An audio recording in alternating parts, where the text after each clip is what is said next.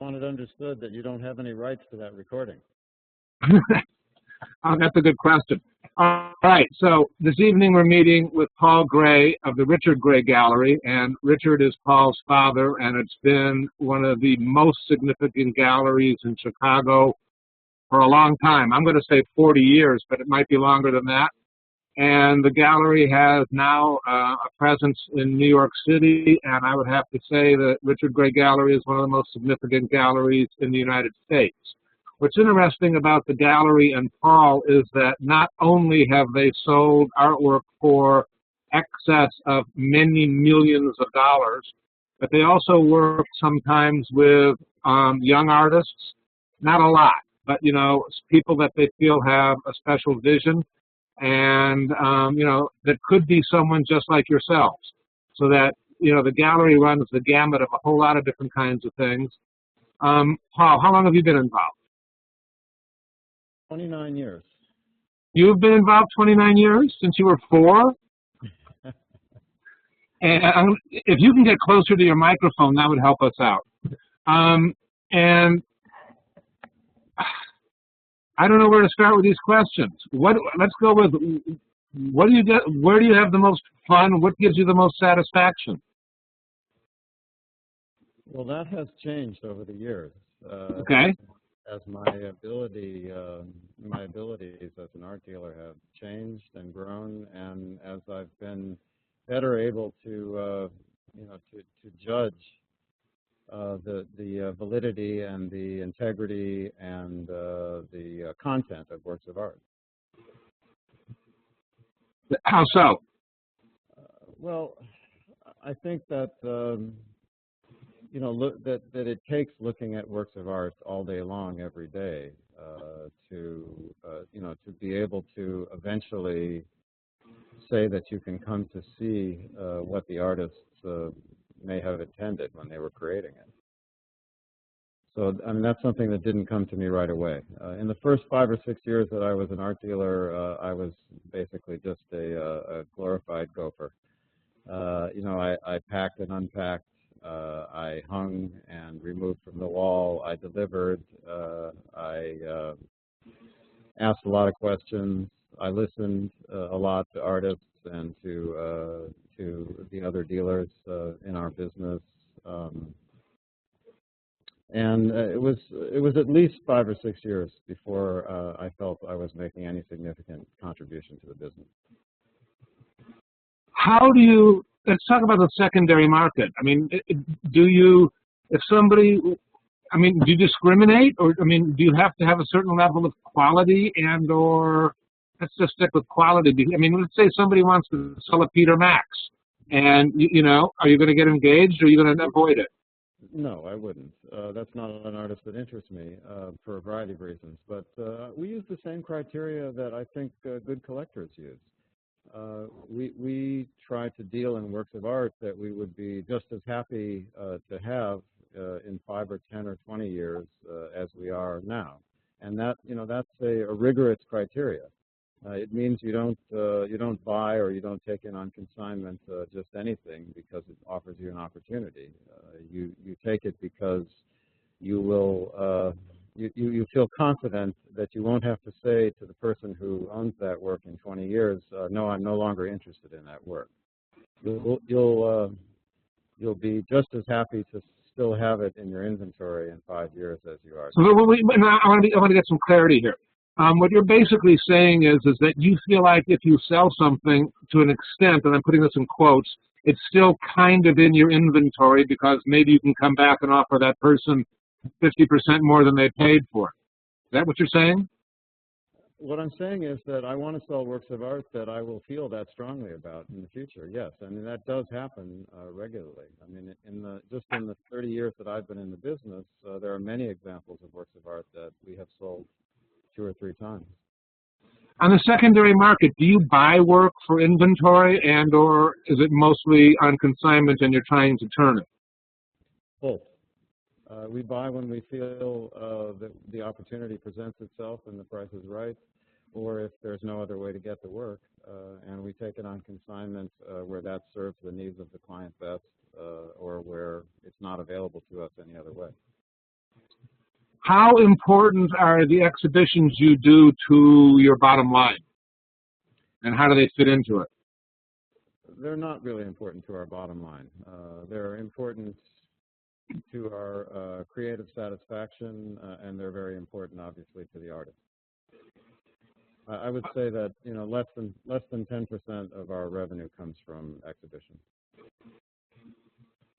I think that I'm shocked at the galleries that I talk to and visit, including like some on your floor, that don't take an interest in the secondary market of artists that they represent.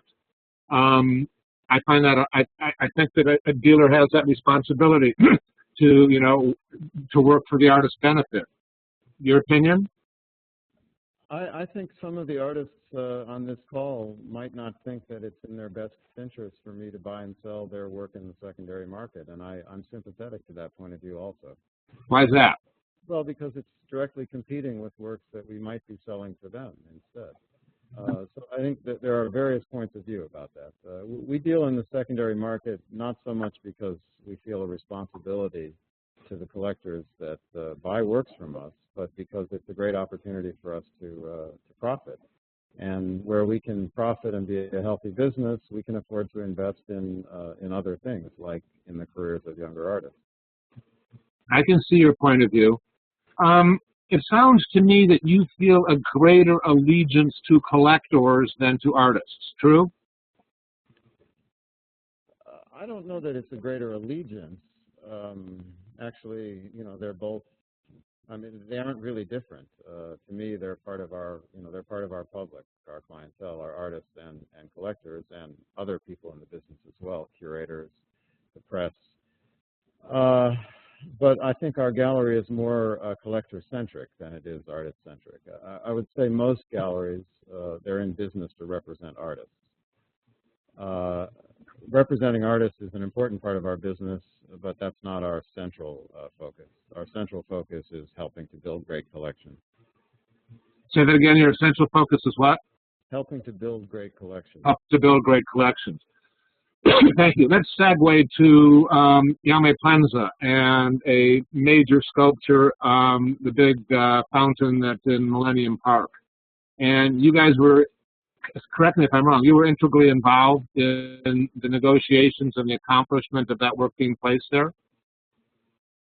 Well, we were one of a number of people that advised the city and the other stakeholders about art in public places. It's something that we've done often over the years. And as a result, Anish Kapoor and Jaume Plensa were two of the artists that we supported when they made presentations for the park, yes. Did you make money on that, or were you mostly in an advisory capacity? We didn't make any money on the Anish Kapoor. We just advised the city on their negotiations with that artist and his dealer. We made a small commission on the Jaume Plensa project, but at the time Jaume Plensa was not such a well-known artist in this country, and that was a commission that offered him as an artist something very special. I mean, a chance to work on a scale that very few artists ever get. A chance to have as a patron, a family, the Crowns, who essentially, although they didn't fully understand it, they fully shared his dream, and they supported him over the 4 or 5 years that it took to realize the project.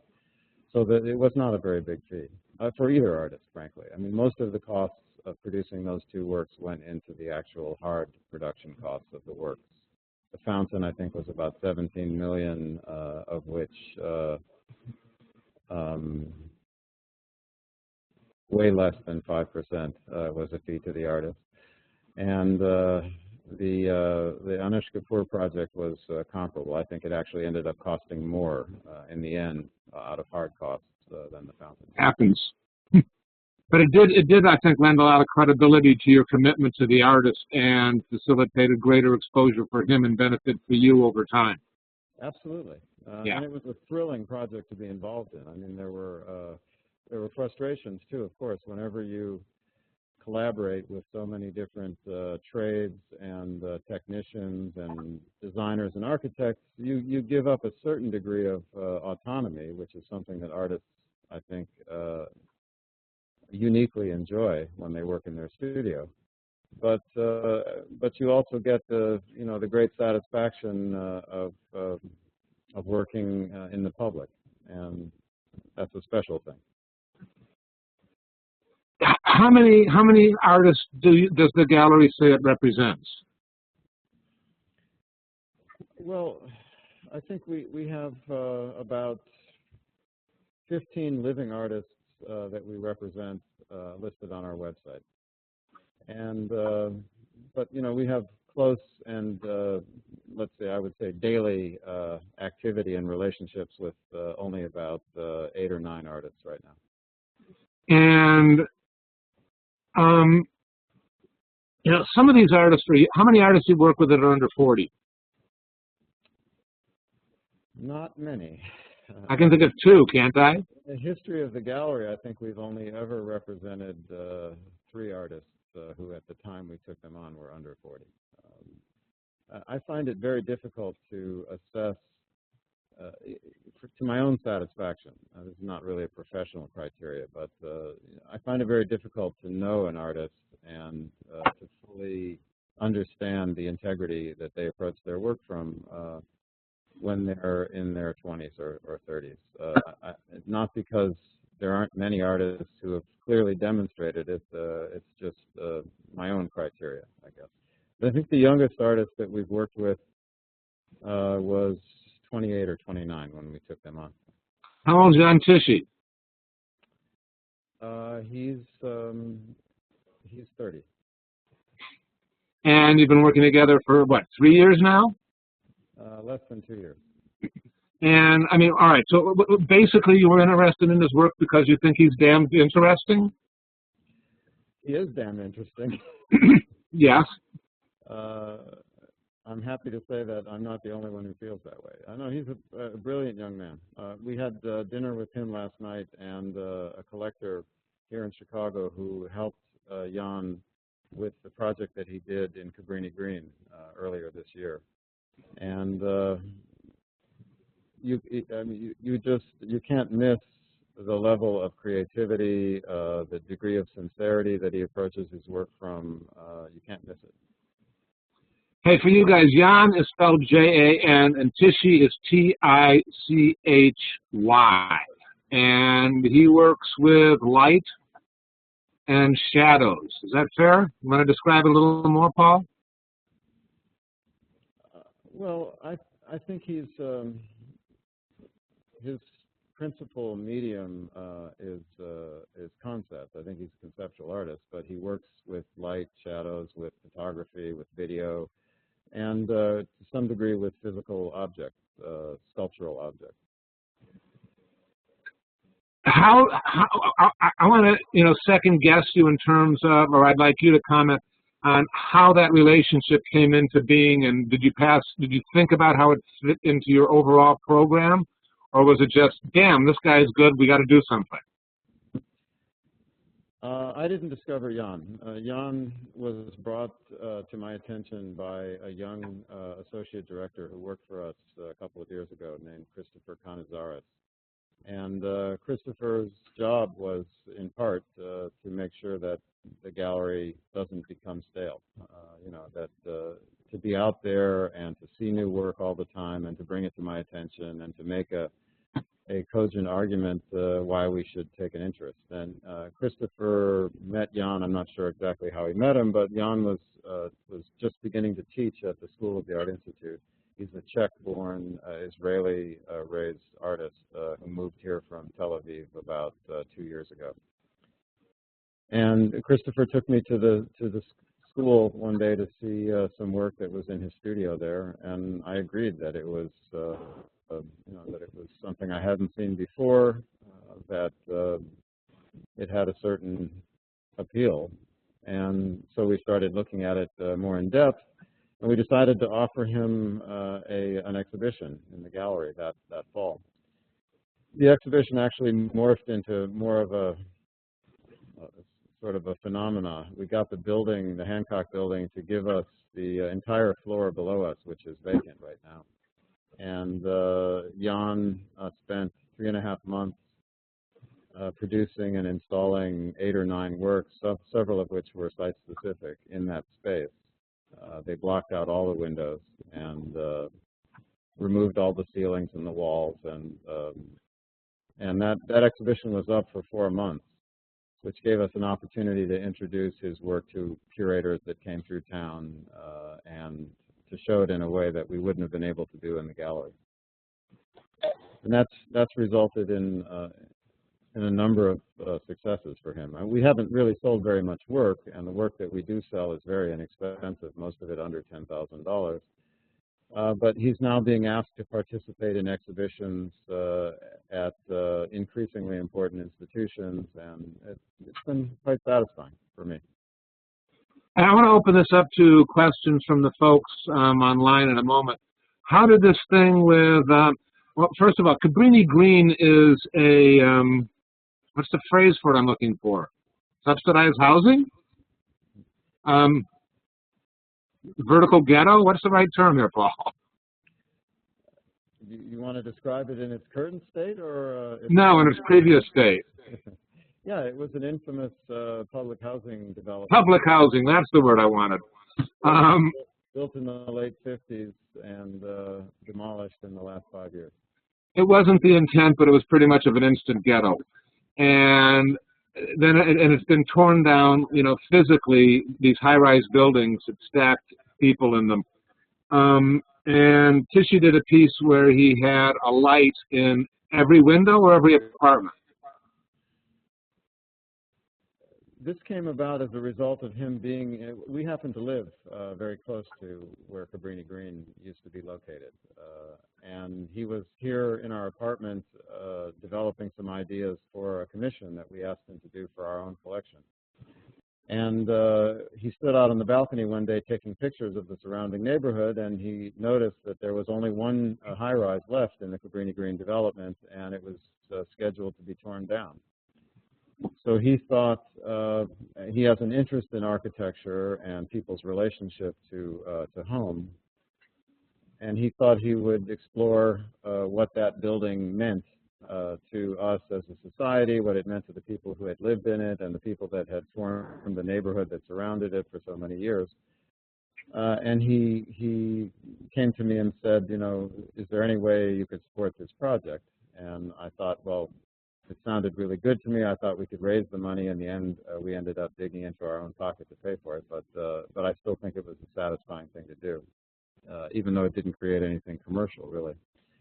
And he proposed to the city that he would document the demolition of the building and go further to actually intervene in the process by, first of all, by meeting with people who had lived there, by engaging in a series of seminars with young people at the Marwin Foundation, which helps to provide supplemental education to students from neighborhoods like that. And ultimately, what he would do is he would produce a series of digital lights, and he would place one in each of the apartments in the building. And during the process of demolishing the building, they would photograph and film the building as the lights flashed on and off, and as the building itself disappeared. And that, in that way, pay tribute and mark the occasion. That's a long way of saying that it was an installation project that ultimately destroyed itself. That's pretty cool. All right. Somebody have a question? Go ahead and ask it.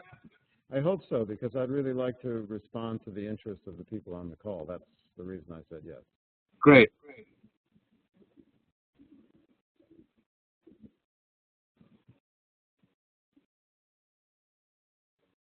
It's quiet. All right. I can see Lauren wants to ask a question.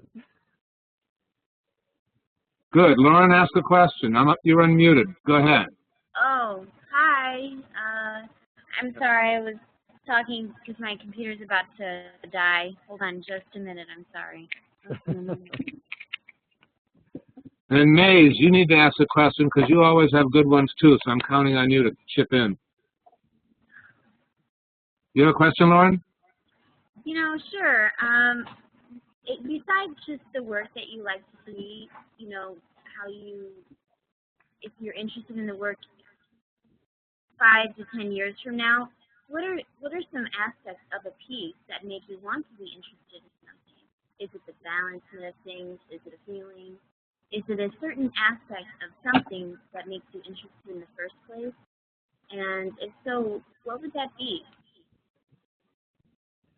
So what draws me to a work of art? Sure, yes. What sparks your interest when you look at a piece of art? Well, often it's something purely visual that sparks my interest, or at least catches my eye.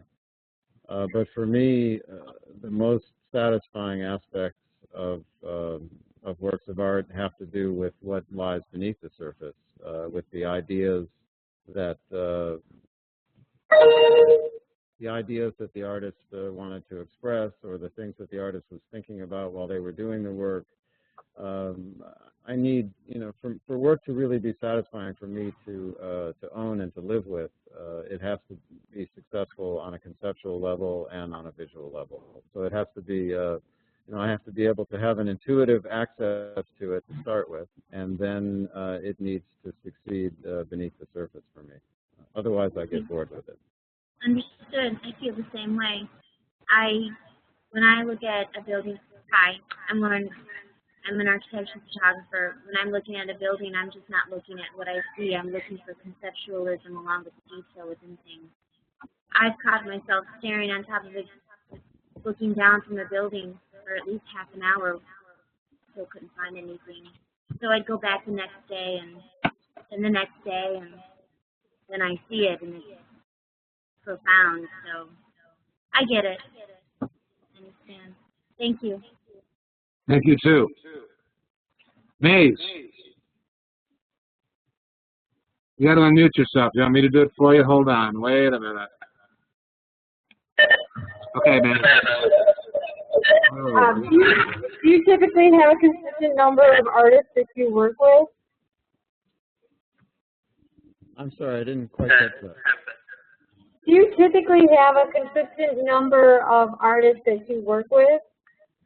No, I don't. The gallery is, has a very broad focus on artists from all across the 20th century, and at any one time, we probably have work by as many as 40 or 50 artists.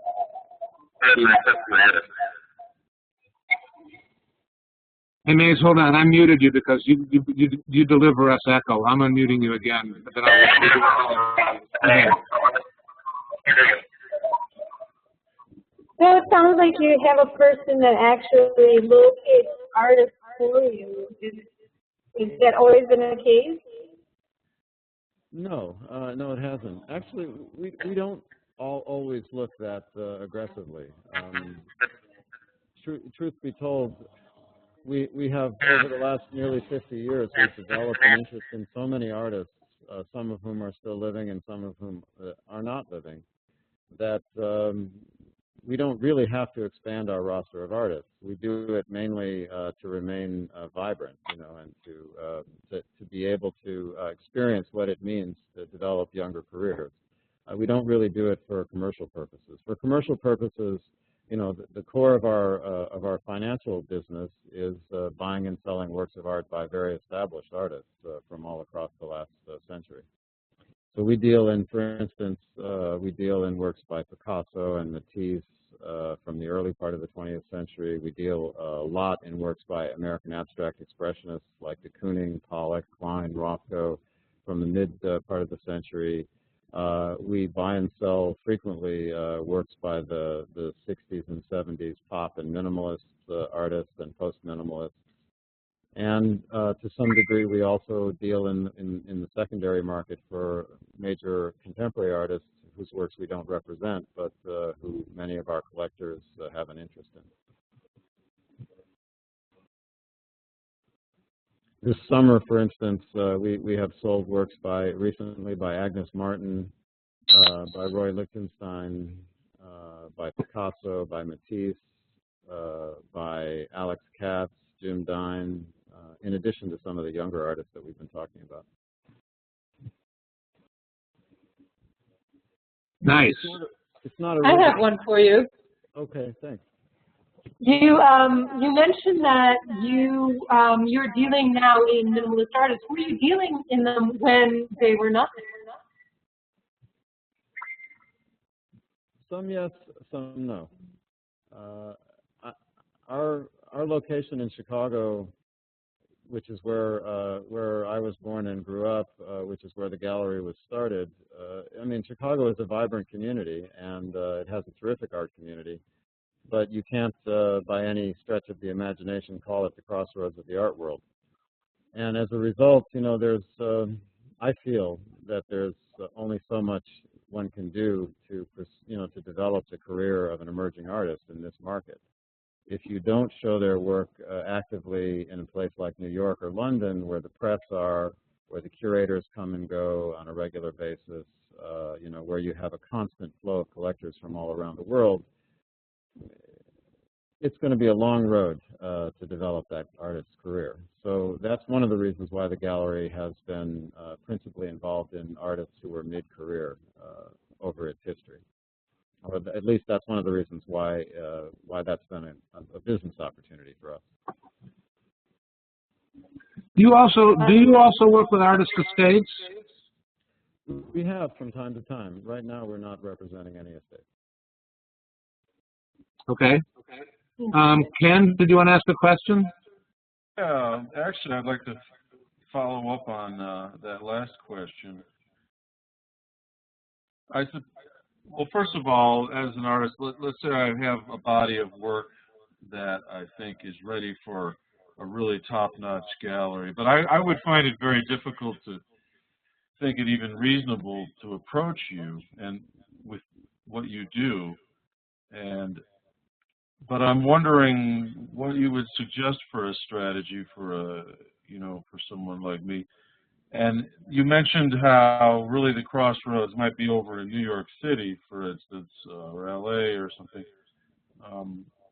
Do you ever see yourself working with an artist that you might like to show down the line, that you push their careers in other ways? I mean, you kind of did that with Jan in a way, I suppose, on another level. But does that formulate any kind of a question? It's a two-part question, I think. Yes, let's go with those two parts. Good answer, Ken. Well, we have a gallery in New York also. We've had it for nearly 15 years now. And we didn't open it because we wanted to develop the careers of emerging artists. We opened it because we were already a very well-known and successful gallery with a great reputation. And we had somebody on a high level as a dealer working for us in New York, and we needed a place for him to work. So what we've done with the space primarily has been to focus on the parts of our business which make us more unique. In other words, you know, in New York City, you've got 600 galleries. Probably 500 of them represent contemporary emerging artists, and the others deal in more historical things. So that's primarily what we do in New York. Occasionally, we'll break out of that mold, but we're not really known for. We're not in Chelsea. We're not even downtown. We're on the Upper East Side. And so to some extent, there's a limited amount we can do to pursue the careers of younger artists in our New York gallery as well. I guess that reflects the philosophy of the gallery more than anything else. But to the first part of your question, which is probably the most important part, here's my advice to you. I think that you know, any artist who believes in themselves deserves to have a gallery who believes in them on the same level. You know, what you want is you want a gallerist who lives and eats and breathes your work. You know, who wakes up in the morning and thinks about what they're going to do for you today.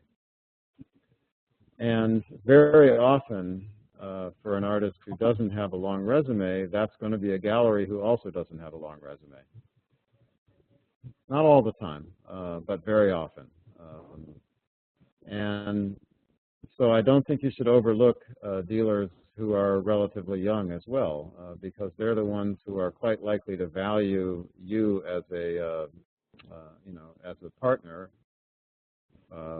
much more than a dealer such as me, who has, frankly, a lot of choices and who wakes up every day hardly knowing which way to turn. I mean, we have so many activities underway, so many involvements, exhibitions being planned, not to mention the fact that we have various locations and we have public projects going on in different countries. It'd be very easy for an artist to get lost in that crowd, and so that's my main advice: is to look seriously at dealers who can do the most, who will work the hardest for you. I like that answer. Thank you. Doesn't mean that just because you believe in yourself that others are going to believe in you, but you have to have that belief in yourself first, and you have to stick to it. And the best thing you can, the best next step is to have an advocate like me or a dealer who has the same degree of commitment to your work that you do.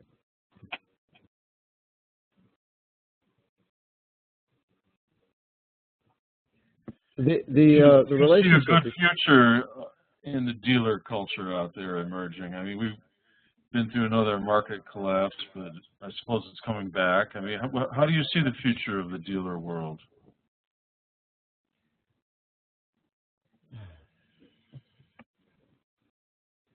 I don't think about that a lot, to tell you the truth.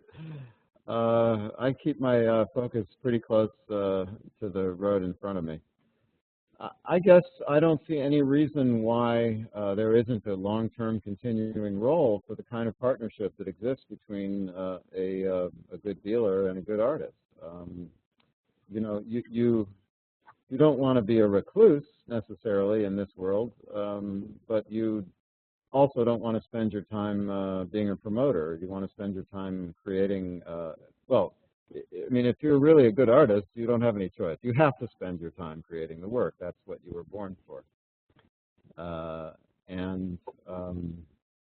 So I think that there will always be a need for a mechanism to convey that work to the public. There will always be a need for people to be advocates for you, whether they're auction houses or dealers or websites or I don't know what exactly, but it's a romantic field that we work in, and I think there will always be romantic people on both sides of the aisle involved in it, dealers and collectors and artists.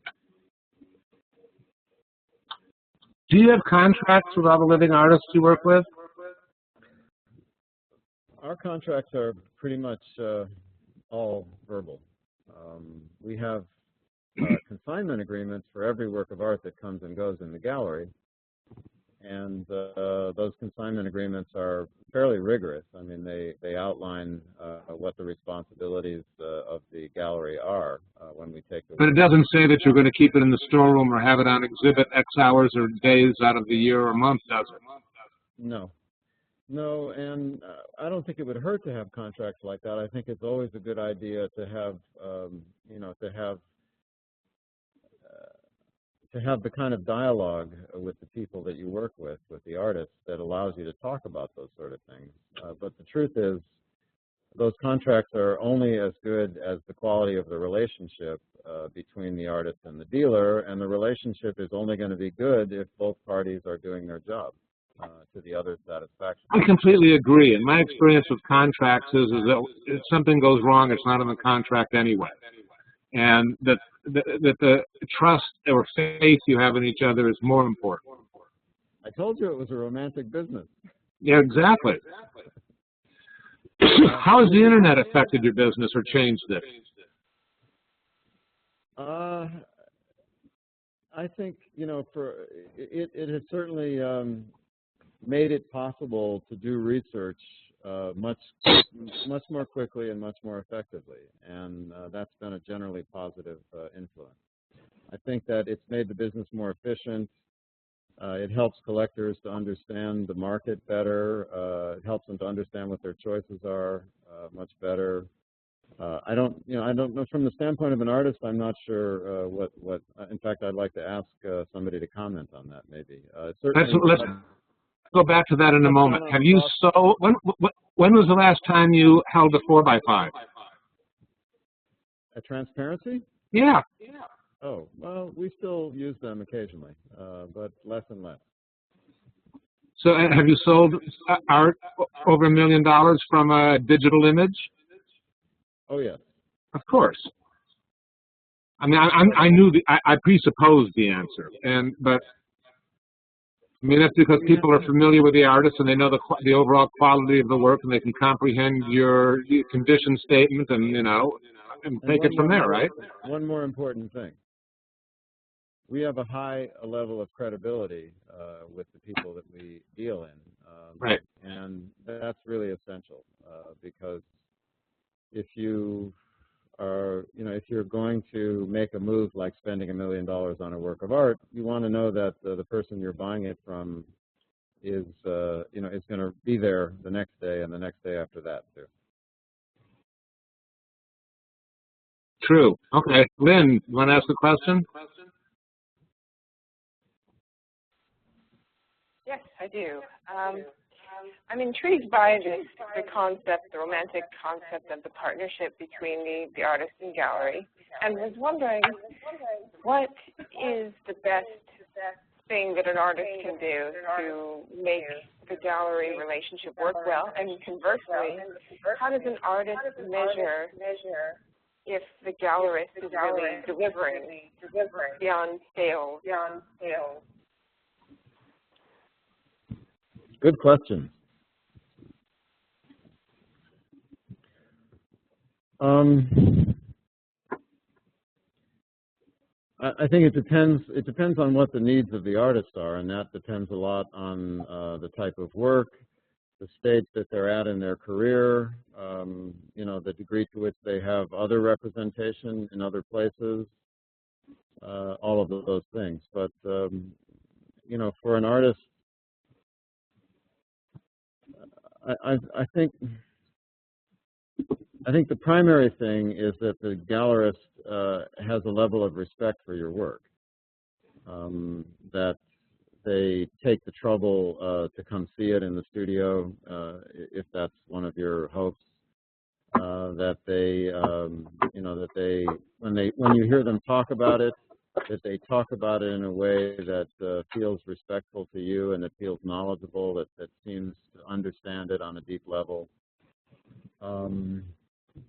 That they give you a share of their attention in terms of presenting your work to collectors, whatever that means. If that means having a show every 2 or 3 years, that's a measure. That's a concrete measure of the gallerist's interest in your work. If you're producing work, you have a certain expectation that it be exhibited somehow.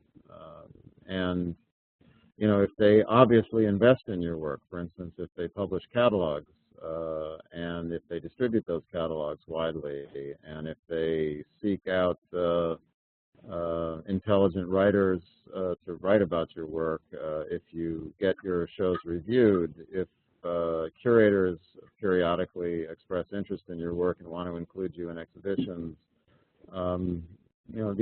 they're not necessarily the result of what the gallerist is doing, but they suggest that the partnership is healthy. And that it's growing together. I think that the policy that galleries use for discounting your work is a concrete measure of how much they value the work, how much they value you, and how much they value themselves, frankly. There are obviously many cases where discounts are used. But you want to have the sense that your price structure bears some relationship to the market for the work, and that every piece you sell is not discounted by 20% or more. That's a measure.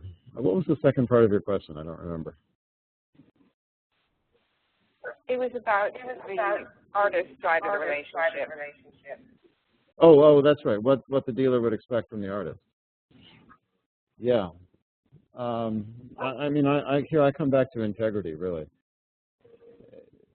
Most of the artists we work with also work with other galleries somewhere in the world.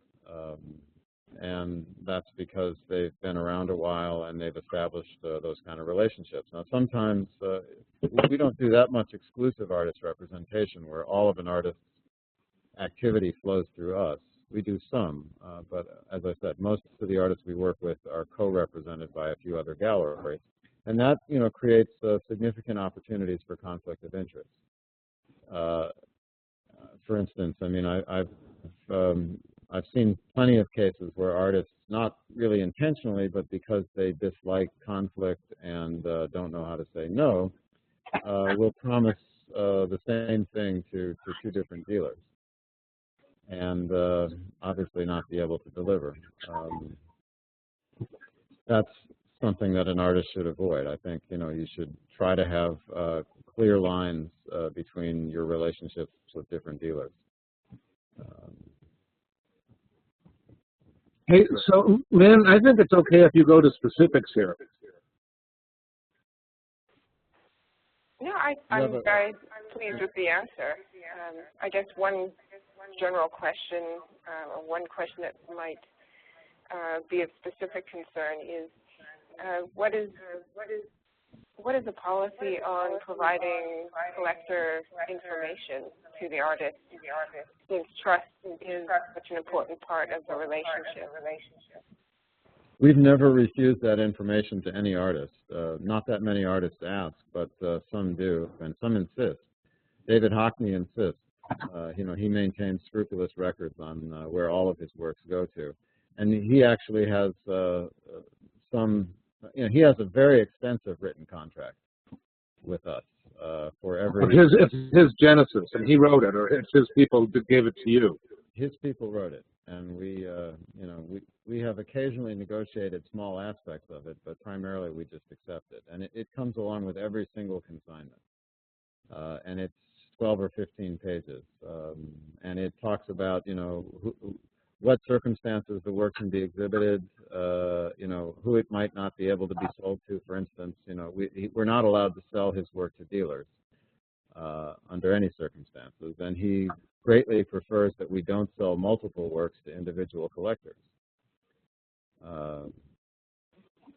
It's very clear in the agreement what insurance needs to be maintained, where the work can be held while it's in our control, all of that sort of thing.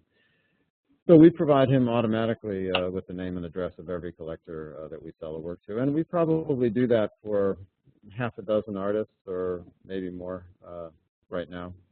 Whenever we report sales, we just, as a matter of course, send them at least the name of the collector and the city where they're from. And if they ask for more, we provide the full address. It's not an unfair request, but conversely, I would never stand for an artist offering work directly to a collector and going around me. That would be the end of that relationship. It's never happened to me, but that's an expectation that I have of the artist. That's fair. Let's take I got another question. Let's say that an artist is showing with a significant gallery that that's got a known reputation, a good one, and that they've gotten tired of the gallery or feel like the gallery isn't delivering as well as the artist would like. How does an artist go about getting another gallery in that same city? Do they leave that gallery first, or do they sort of do a more backdoor approach? I don't think there's a right way or a wrong way. I mean, ideally, all of these issues are out in the open, but from a practical standpoint, that almost never happens. The relationship between an artist and a dealer is not strictly a business relationship. It's more complicated than that, and feelings get hurt because people step on toes, or they. I mean, it's very personal. I'm sure you feel very personal about every work of art that you make. And I doubt whether there'll be any gallery representation that fully satisfies a serious artist. And hopefully there's enough ability to communicate between a dealer and an artist that disappointments are spoken about before they become the end of a relationship. I don't think there's a correct way to do it. I mean, you know, you do what you need to do for your career. I don't expect any less or any more from anybody I deal with, frankly. I mean, you know, I've had people do things that were extremely hurtful to me, which I was able to understand from their perspective. Makes sense. I think that one of the hardest things for us as a dealer is saying goodbye to an artist.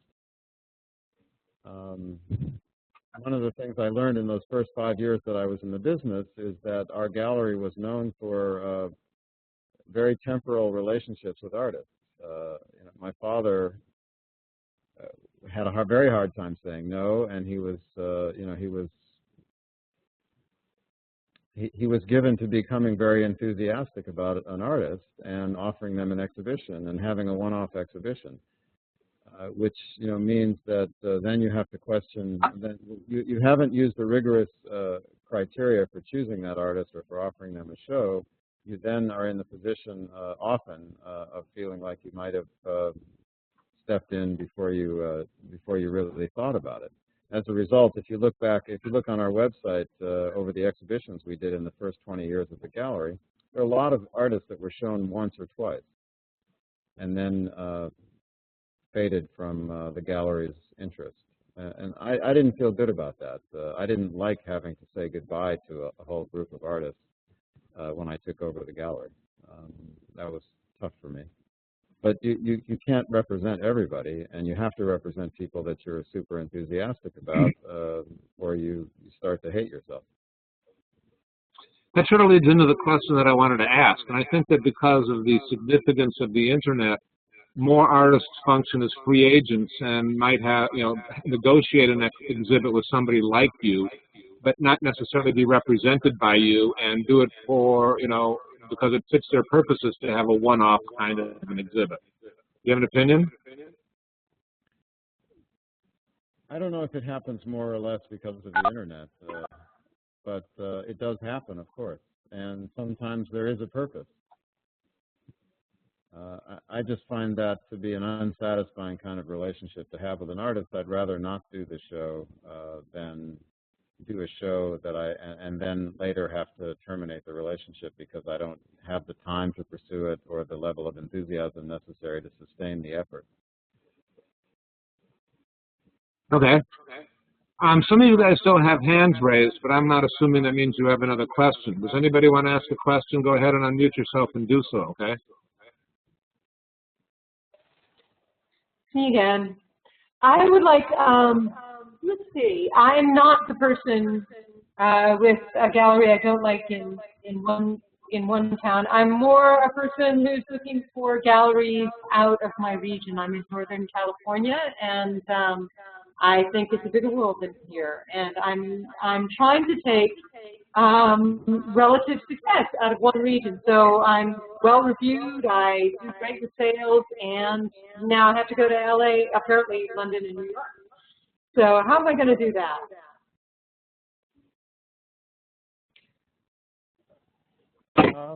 I think the best way is to pursue relationships that can, you know, that you can be directly introduced to by dealers that you already work with.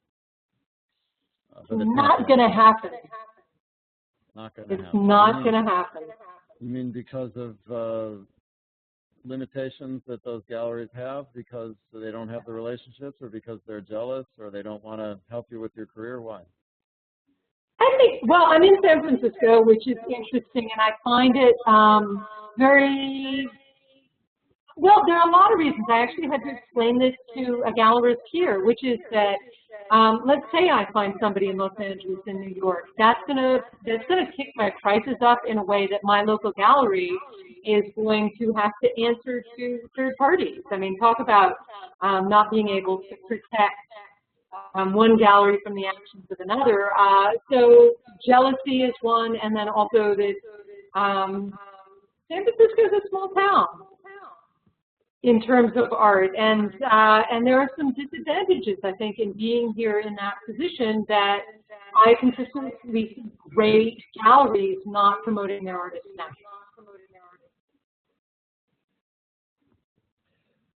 Mine is one.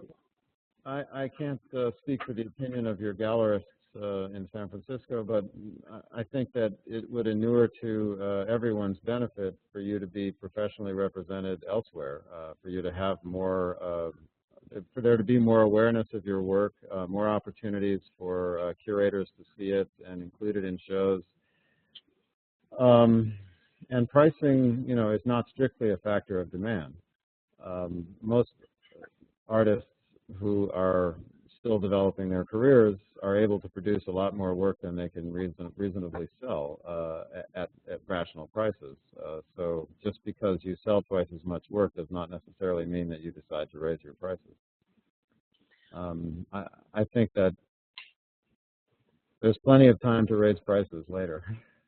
Oh, my thought was that I'm one of those artists that sells things for almost nothing, under $10,000, and I remember taking work to Ivan Karp, and he said it's great, but I could sell the whole show and not make my rent. And so I wasn't speaking of that in terms of volume, but just in terms of there tend to be different values from one location to another. I was just responding to your feeling that it would never happen, because, and I gather that you think it's not going to happen because the dealers aren't motivated to help you build your career outside of San Francisco.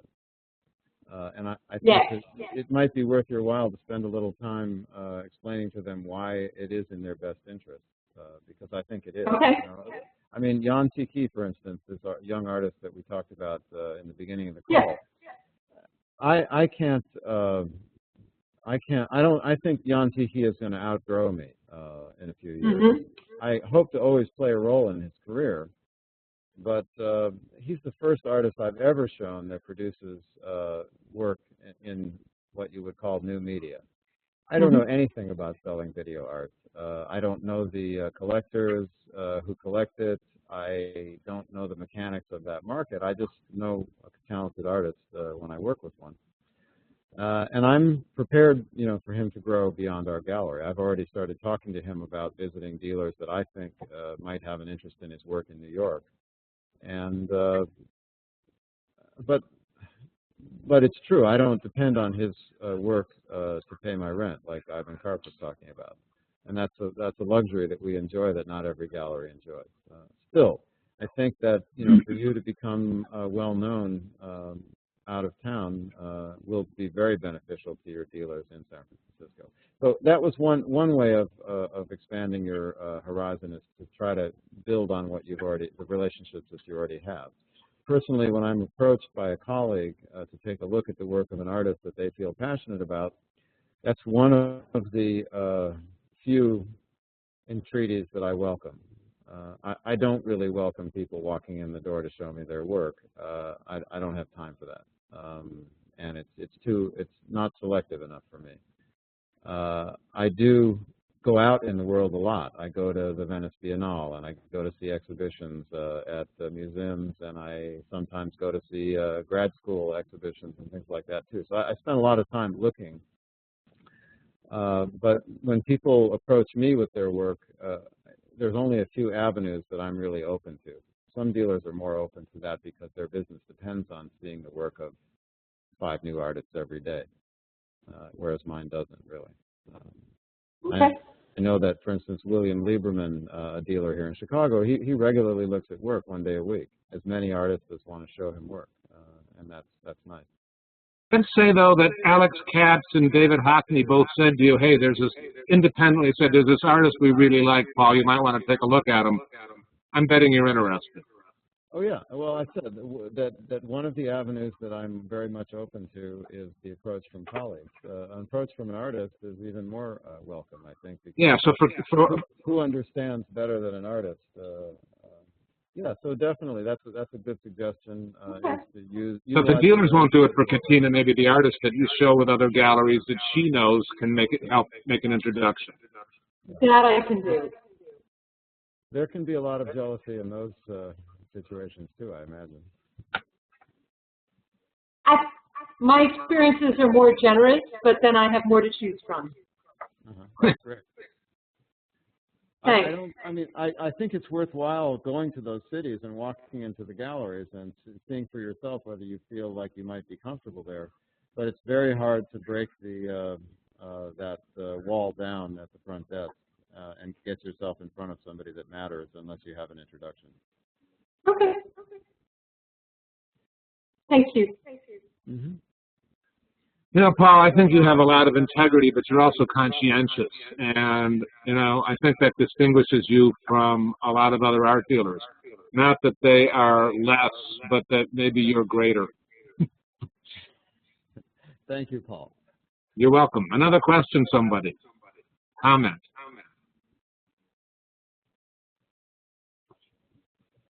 Is there anybody from the South on this call? The South? Yes. No. No. Why do you ask? Oh, I just was in Norfolk, Virginia recently and visited the Chrysler Museum for the first time. And while I was there, well, I happened to have played host at home in Chicago a couple of months ago to a collector group from that museum. And once I called the curator and said I was going to be in town, she started letting some of those people know, and they immediately started calling their network. And pretty soon I was invited to see all the collections in town, and they had a cocktail party for me, and I was introduced to artists. I was just remarkably friendly, I thought. No, that makes sense. That's cool. Some of you guys are going to have questions as soon as we stop. Is that Ken? Go ahead.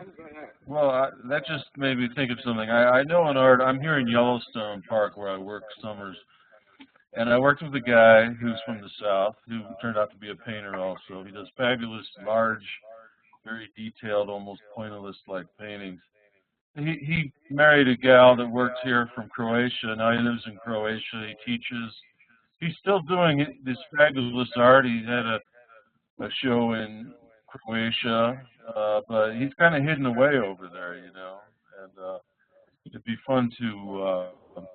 Who could I'm wondering who I should point him to, you know, kind of motivate him to get people in front of his art, you know. He's a great painter. He's stuck over there in Eastern Europe. Who could you present him to here in the States?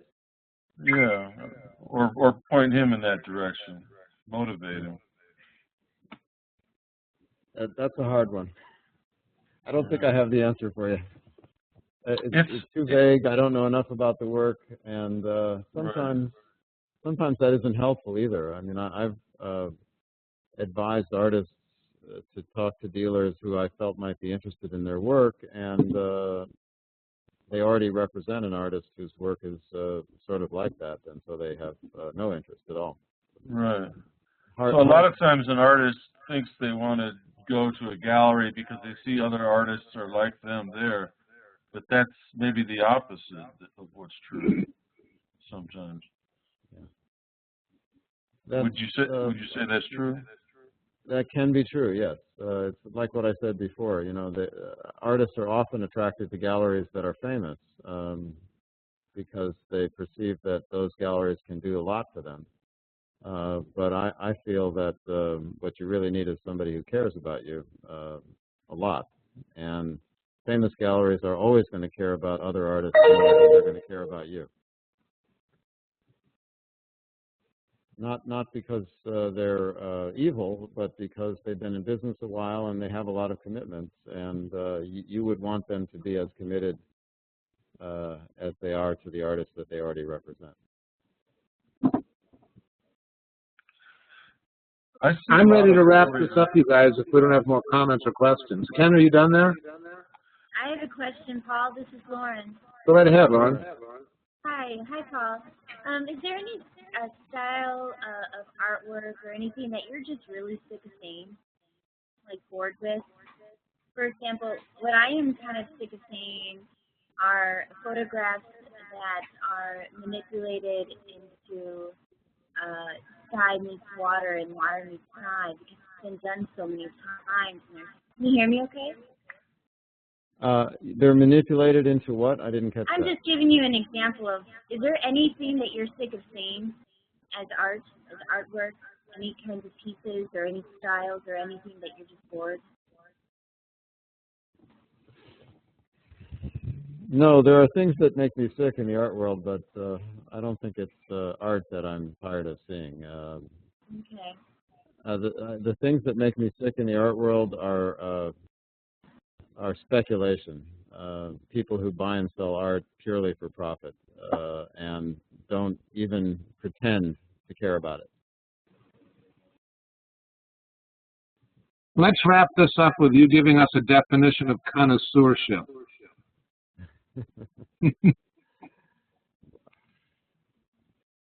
You and me, Paul.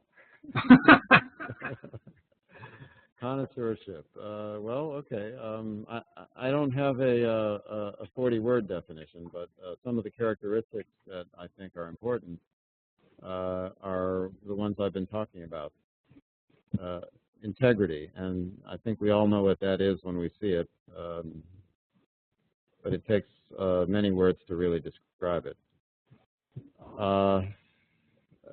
A willingness to, to explore our feelings of love for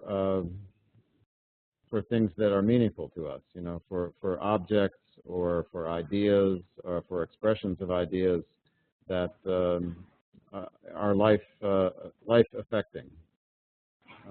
That's a characteristic that a connoisseur must have.